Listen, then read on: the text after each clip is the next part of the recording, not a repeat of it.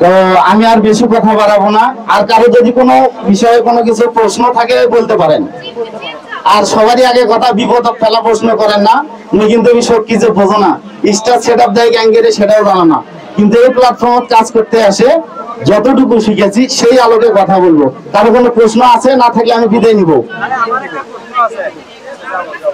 Monetization setup করবে কিভাবে অনেকেই জানতে চায়।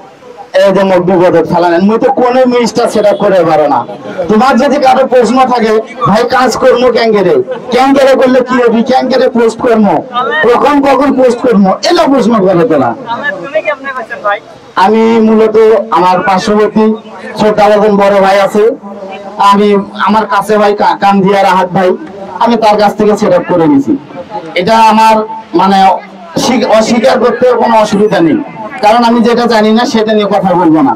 আপনাদের যদি পোস্ট নিয়ে কোনো কথা থাকে, আপনাদের ভিডিও কেন কিভাবে ফরি হতে যাবে, এই ধরনের যদি কোনো প্রশ্ন থাকে সেটা বলেন। কি রকম ভিডিও? আচ্ছা, সর্বপ্রথম কথা হচ্ছে এই প্ল্যাটফর্মটা এমন একটা প্ল্যাটফর্ম আপনার প্রতিভার বিকাশ ঘটায়। ভাই আপনার কোনটার উপরে প্রতিভা আছে? ধাঁধা ভিডিও, আপনি ওটা নিয়ে বেস্ট থাকেন। যে যেটাতে কমফোর্টেবল ফিল করেন সে সেই কাজটাই করবেন, এটাই হচ্ছে কথা। একজন ব্যক্তি একসাথে কয়েক প্রকারের কন্টেন্ট দিতে পারবে? এখানে একটা কথা থাকে যে আমরা একই পেজে দেখা যাচ্ছে কখনো ব্লগ ভিডিও দিচ্ছি, কখনো ফানি ভিডিও দিচ্ছি।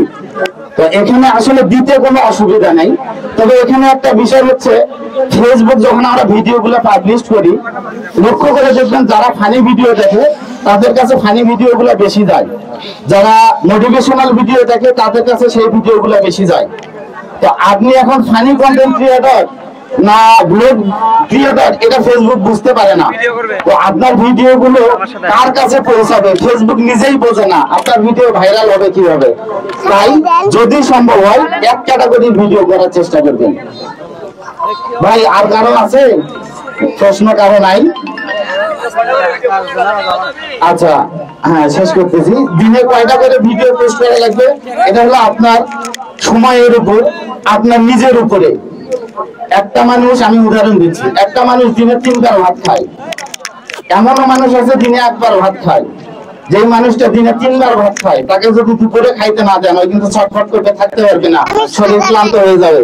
অথচ আরেকটা মানুষ দিনে রাতে 24 ঘন্টায় 1 বার খাইছে, সে কিন্তু বিন্দাস আছে। এখানে কথা হচ্ছে আপনি কয়বার খেতে পারবেন। আপনি যদি 3 বার খাইতে পারেন দিনে 3 বারই খাবেন, আর যদি 1 বার খেতে পারেন 1 বারই খাবেন, ঠিক আছে?